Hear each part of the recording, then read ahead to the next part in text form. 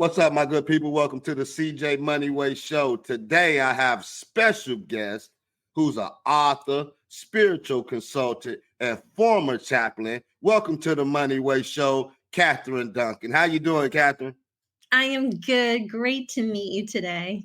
You too. Glad that you came on the show today. Really ready to hear about your journey on some of the things that you have done in life. So before we start, let's talk about your book, Everyday Awakening. Yeah, my book, Everyday Awakening. Here it is. It was published last July, and I'll say it was a calling. Mm-hmm. I 10 years prior had a vision that I'd be writing a book, and in fact even told then my teenage children and husband that I'd be writing a book, and they thought, great, Mom. But it was the beginning of the pandemic, having some more time. My private practice all went online, but at night I would sit down and it just started pouring through me. Writing this book. So it's called Everyday Awakening, 5 Practices for Living Fully, Feeling Deeply, and Coming into Your Heart and Soul. And it comes out of 3 life-changing experiences I've lived through. I've faced my death twice. My husband, who's now doing well, but 8 years ago had a really traumatic, critical health incident. And then years of being a chaplain and being with people in crisis and to life. And what did I learn and what it means to be alive right now? And that's what my book is about. Oh, okay. So you say you started it 3 years ago? You started writing during the pandemic? Yeah, in 2020, I just was writing night after night after week after week after week. And the whole book just poured through me. Yeah. So, because a lot of times when you get into that writing phase, and like you say, when it's there, you just started. Because I published a book in 2015, and it took me, I think I held on to that book. I was writing on that for like 15 years, since beginning of 2000. And it was amazing how I was able to keep the notes and the things that I had, the notebooks and the concept. So writing a book is intriguing, you know, the concept, the thoughts that you get. And so being a chaplain, so how was, you know, from going from corporate to America to being a chaplain, how was that experience? It was a bit topsy-turvy. It was a bit of an upheaval. I would tell everyone listening, be careful what you pray for, because facing, very grave illness as a child. That's when my faith started, and like asking the universe, who do you want me to be? And I was with Time magazine for a number of years, really fun, glamorous, very fun. But then was really feeling a nudging inside, like, this isn't it. Like, this isn't where I'm being called. And I thought that I'd be a manager for Time Warner in Chicago, New York City. And they even gave me the job, and I couldn't say the words yes. They just wouldn't come out of my mouth. And anyway, that was kind of the end of that career after that experience. But I had the courage to leave, and it was clear to me that I needed to listen deeply, listen to where I was being called. I stepped off the path of a fast track corporate career that was fun, intense with Time magazine. And not long after, it just came to me to study theology. I mean, I'd been voraciously reading books on life and meaning and purpose since a teenager, and a girlfriend out of nowhere, like, ever thought of studying theology? And like, never thought of it. And when I looked into the graduate theology programs, my body started shaking, like quivering, like it was just a knowing. And then I started graduate school. My family, my husband and children were so supportive. My father then, he's been gone for years, an entrepreneur. I vividly remember him yelling at me, like yelling, why would I leave Time magazine to study? And he said, geology. And I'm like, no, it's theology. Put TH, not the G-O. Yeah, and that was even worse. I mean, not that he wasn't had a faith, but he was just like, what? Like, what are you doing with your life? You know, it went outside the paradigm of what life was in our family system. And anyway, once I started graduate theology school, I was guided every step to this path I'm at today. And it was about listening inward. Okay, that sounds very interesting. So, excuse me, tell us how gratifying it is to have your own private practice and to be counseling others to find more within themselves. Yeah, for years after I got out of, getting a master's in theology, divinity, I'm an ordained minister. I did work as a chaplain. I worked as a chaplain with our level 1 trauma hospital, Hennepin County Medical Center, and then a hospice chaplain with Fairview Hospice. Rich work. It was incredible. I felt so called to that work. But then again, at the very end, last year of my hospice chaplaincy work, I was again starting to feel like I'm ready to work in a bigger, broader scale, not just, Mm-hmm. I mean, as a hospice chaplain, you're with someone dying every day. It's very intensive, sacred work. And that's a calling. Mm-hmm. So that's the nudging to, maybe I should start my own private practice. And I did, and grateful to connect with a few different, I work with a medical doctor who does really lovely integrative medicine work. His name's Dr. Greg Plotnikoff. And my private practice just took off. And it's in my work with people. I do a lot of work one-on-one. I do a lot of speaking and then my book launch, but it's helping people really heal physically, emotionally, spiritually. How do you find that deep sense of well-being and healing within? And that's the work I do. Okay. So, like you say, you take this, you travel, you speak around, and you do seminars and things of that nature. So, how is the feeling? Because I've never been, one on stage to speak in front of people, a vast variety of people, and give my thoughts on certain things. And so, like the first time you went and did a speech in your field, how was that feeling? Well, of course, I was a little nervous. I was nervous.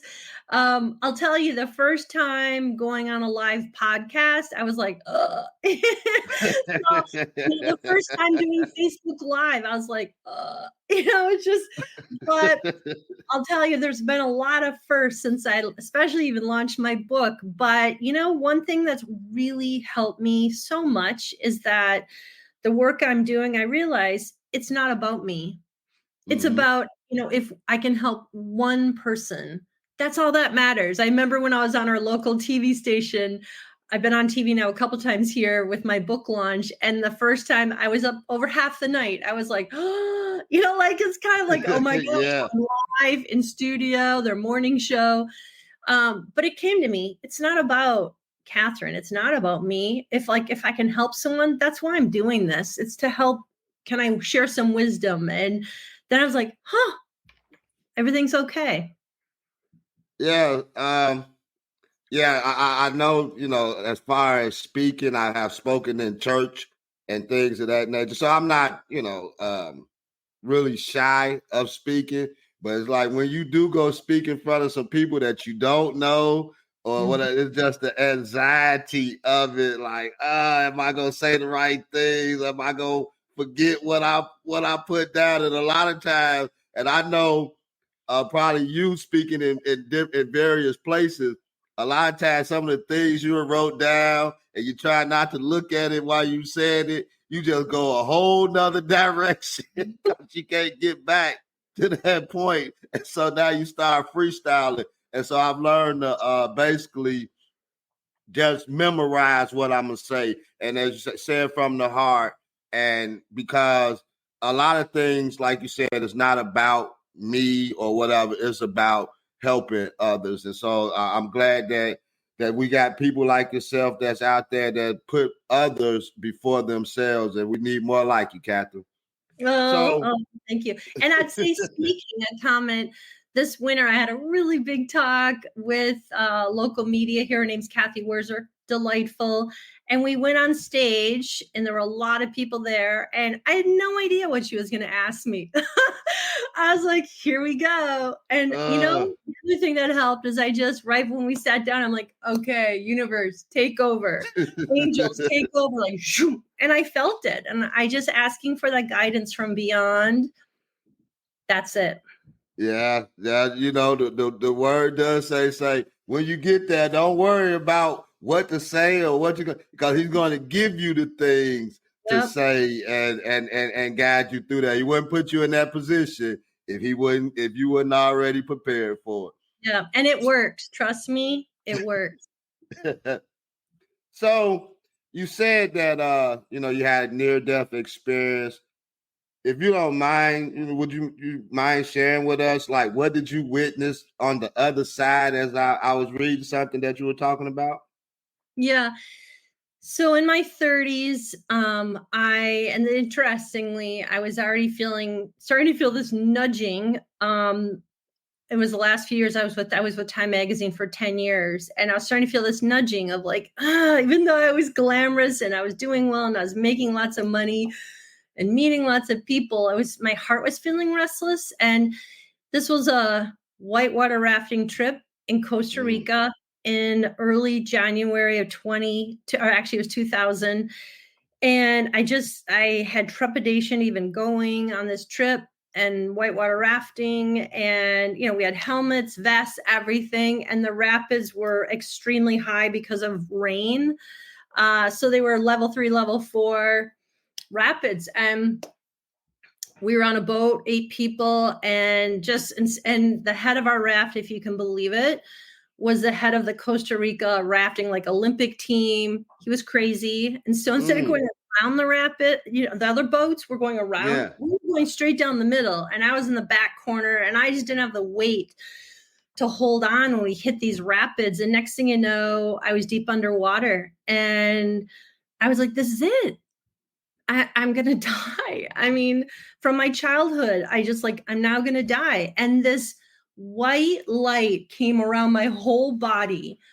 And this voice, crystal clear to this day, said, living or dying is fine. And this peace just came through my body, just like whatever was going to happen, I was going to be okay. And it gave me the courage. I just let go. I just surrendered. And next thing you know, I think because I surrendered, my body kind of uncurled and came out. Next thing you know, I was pulled by my life vest onto a boat, and I couldn't speak. I was just in shock. And I had to keep going down the rapids because we were in such a remote area of Costa Rica. And I survived. Interestingly, 2 days later, flying back to Minneapolis, and was in a taxi coming to my home. And I called my mother, very religious. And I told I'm home, Mom. I was telling her, and out of nowhere, she had never in her life, she doesn't share dreams. That's not my mom. But she said, Katherine, I dreamed I slipped into a river and I almost drowned. And then she woke up, and it was the exact day that this happened. Wow. And it was just, for me, it was a turning point. Within a matter of weeks, I gave my notice. I already was going to make a stellar year in 2000. I gave my notice. I thought, you know what? How am I going to listen to where I'm being called? I need space. And luckily my husband was supportive, and they were shocked that, here I was one of the top salespeople leaving, but you know what? It opened the space to deeply meditate, pray, listen. I did some consulting work to then hear about the guidance. I was being guided to go back to graduate school. Oh man, wow, that was an experience. Well, you're out, I'm just thinking about it. You're out having fun, you're having a good time on the rapids and everything. And the next thing you know, everything just get turned upside down. Well, I mean, I think I just said something about it. We don't know sometimes the path that God takes us through, or why we got to go through some of the things that we got to go through. But I was listening to you, and you said that once you just let it go, it was just a peace around you, and say whichever way it go, you're going to be okay. And I just can see that at that point, and then see you now what God has led you to and the things that he opened up in that experience. So, so I thank God that you're still here today. Yeah. And so, Katherine, can you explain to us? I was reading something. How can you live a multi-dimensional life? Mm-hmm. Good question. I talk about this in my book. The very first practice is come back to the present moment. I think so many people we live in our mind. We live head up. Our mind is running us all day long. Go, go, go, go, go. When we're in our mind, we are in the past, the future. We're not even here. Our body is always in the present moment.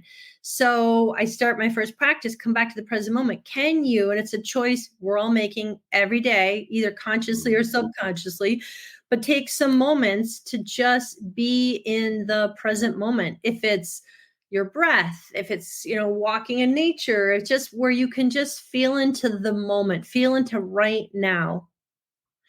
Even just while I'm talking right now, can you feel the energy moving in your hands? Whatever your hands, your fingers, your hands.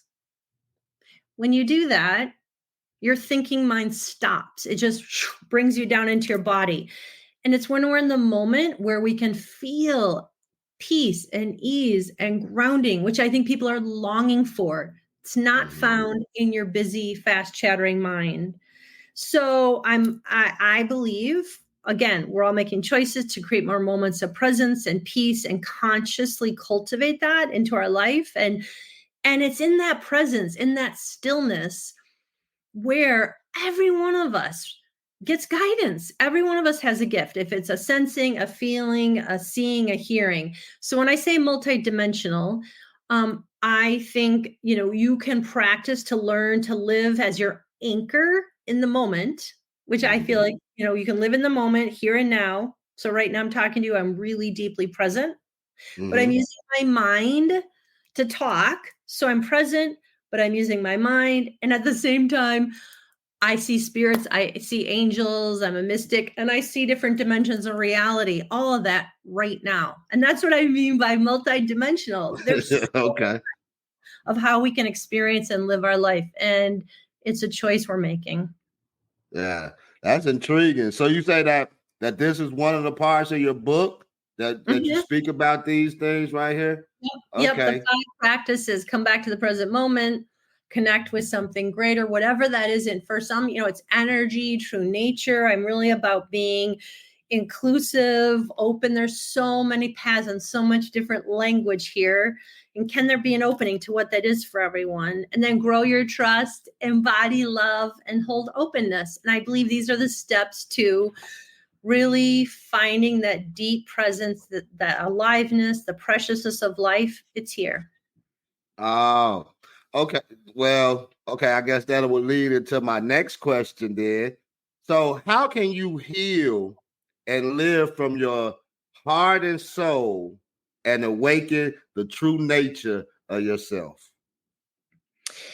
I would say just what I've been saying. I would say it starts with cultivating moments of presence, feeling into our heart, feeling that, the deep knowing and the wisdom. It's in our heart, it's in our soul. Can you start to feel what it is for every one of us? Feeling into that, and that is where the guidance is. That is where the answers are.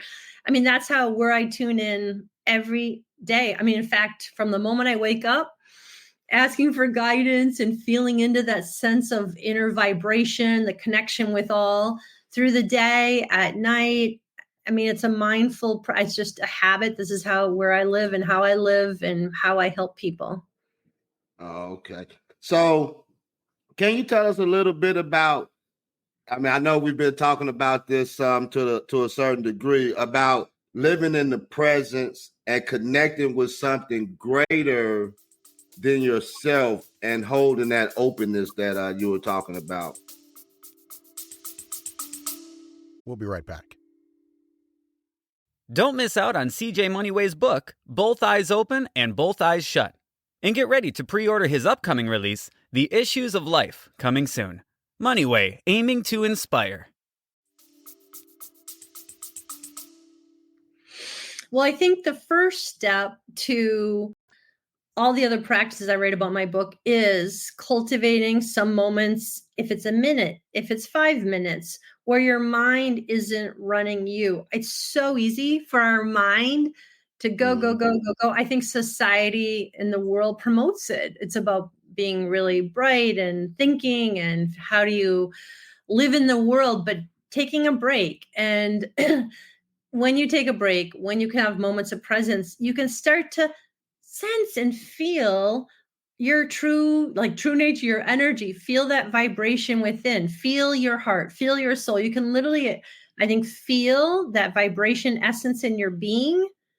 And then from that, when we accept the moment, which, coming to the moment, accepting the moment, wow, that's easy to say, isn't it? Accepting, like, wow, life can be Yeah. so messy. It's hard. I get it. But when you Yeah. can accept the moment for all it is and just being still, being present, that's where then we can listen, we can hear guidance, sense guidance, feel guidance. Again, like we all have this ability. And here's an example. When I worked at our level 1 trauma hospital, I did a lot of evenings, a lot of overnight shifts. So I live about 15 minutes from downtown Minneapolis. I would have the pager for the hospital. And I would go to bed at night and I was the only one on for the hospital. I would literally hear the helicopter go over our house. My pager would go off. I would have 15 minutes to get into the hospital. Usually it was the emergency room, the stabilization room. High trauma, as you can only imagine. It was a lot, unfortunately, just tragic accident, shootings, all this. And I would be there, the patient family, the doctors, lot of death. And it was a lot. It was very sacred and it was a lot. And let's say 2, 3 in the morning, I would leave because they didn't have a room for us to spend the night. I would go to my car outside the hospital to drive back to my home, knowing I was on till 8 a.m. And sometimes I'd get to my car and I would feel like, okay, I'm ready to be done. And I'd put a prayer out like, I'm ready. And I would literally hear the words, you're done. Or I would hear, you have one more call. I would hear this. And so that's an example of being just so steeped in the moment to hear, to listen, and the guidance we can receive. So, I mean, like you say, a lot of times you have to be still and to be able to hear, certain things. And a lot of times, as you was alluding to earlier, you said that how society, how, we're built in society just to, keep moving. And so let me ask you this last question. So with you, is it a place or certain place that you be at where your most inner thoughts come to you? Like, say, like, for example, with me, I think a lot of my thoughts come when I'm in the shower. And that's why that's why I get my most thinking at. And my wife be like, man, why you been in the shower so much? It's not that I've taken, shower. It's that this is where it's like it just meets me at, and I start getting all these ideas and all these thoughts. So where would this place be for you? Some people it may be the car or the couch, but where's that quiet place where the spirit comes meet you at? I would say it comes to me when I meditate, when I have prayer time. And I would also say I feel like I get a lot of guidance all day long. Because my husband even jokes, he's like, where are you? Are you here in this world? Or he's like, where are you, Katherine? But no, I wake up, the first thing I do in the morning, I have a ritual of, before I get out of bed, some moments of gratitude, thankfulness, feeling the gratitude, thankfulness, highest vibrational energy that we can hold in our body, thankfulness, love. I feel it moving in my body. And then I have some moments of prayer and it sets a tone for my day. I talk, to the universe, my angels through the day. And then at night, same thing. But, when I really sit half hour in silence, if I'm meditating and prayer, that would be more concentrated where I really get a lot. That said, I get a lot intuitively. As I said, I am a mystic. I get a lot, I see a lot. And so I think if we're open and wanting to have an openness, open heart to sense, see, feel all our senses in the intuitive knowing, we can get guidance throughout our whole day. We can. You know, I'm gonna let you go on this one, but I'm just sitting here and I'm listening to you, and you say that you get it throughout the day. And as you were saying that, I was thinking, like with the capacity that the levels of life that you have lived in, as far as being a chaplain, because you said earlier that you were with people in the hospice, you know, that was dying every day, and so that's like a different level of where you have to be at, because it's like you never know at any time that you have been commissioned where you're with somebody that you have to pray with them, pray with the family and things like that. So I know that takes a different type of mindset. And so you have to always be ready, at any given time. Unlike, a lot of other of us that don't, we pray, or we sit back and we read and things of that nature, but I don't believe that it comes to the extent or to the level that you have experienced. Mm-hmm. I would say the veil between this life, the other side, for me is very thin. I mean, I've witnessed thousands of people leave their body, which is unusual. I mean, that's just not, but it's also informed me, like, for seeing how life, the transformation we go through and transcendence at the end has informed for me what it means to be alive right now. I mean, I really get on such a deep level from not only myself facing my death, but witnessing so many people. And I'll tell you, one of the biggest takeaways is love. That's all that mattered at the end. People wanted love with their family, embodying love. I saw so many people as they passed on, have a glow about them, just this light and love around them, before they died. And then seeing the transition from leaving their body, seeing them leave their body.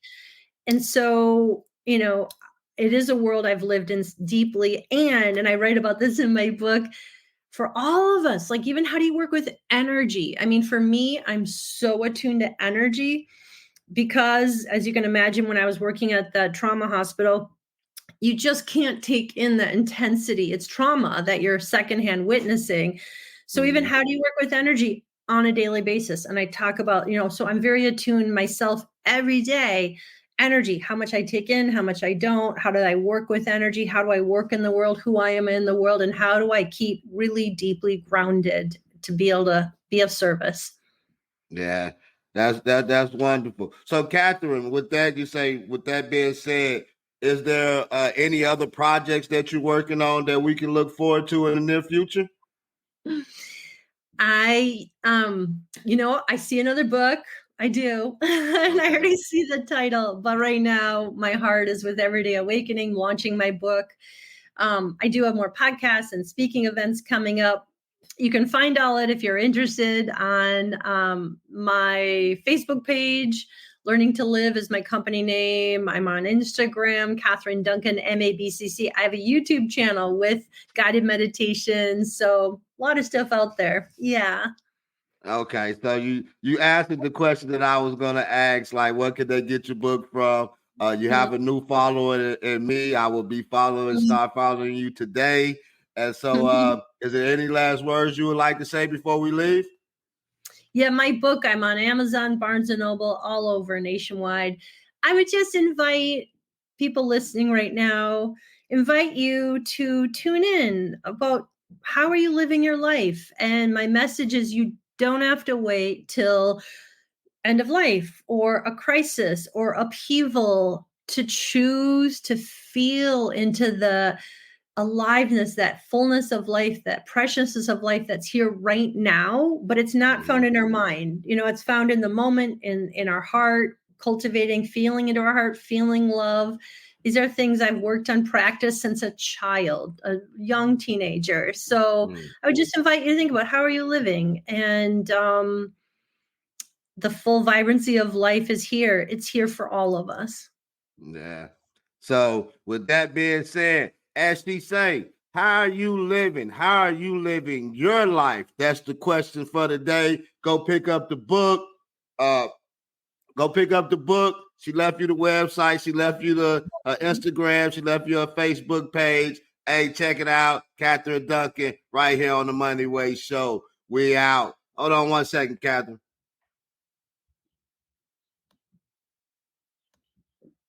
Thank you for listening to the CJ Moneyway Show. Don't forget to share this episode with your friends, leave a comment, and drop a review. Be sure to tune in every Tuesday and Friday for more inspiring journeys. Who knows? Your story might be next.